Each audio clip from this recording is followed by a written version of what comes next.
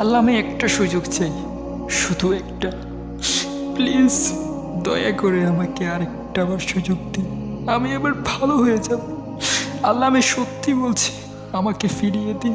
আমি সৎকর্মশীলদের অন্তর্ভুক্ত হয়ে যাব, নিয়মিত 5 ওয়াক্ত সালাত আদায় করব, পাপ থেকে নিজেকে সংযত রাখবো।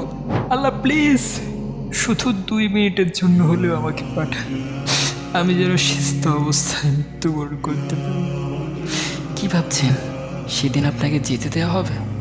না, সেদিন সবার মুখে একটাই আর্তনাদ থাকবে, রব্বির জিউরি, রব্বির জিউরি। আল্লাহ আমায় আবার ফেরত পাঠান, আবার ফেরত পাঠান। তখন কিন্তু কেঁদে কোনো লাভ নেই।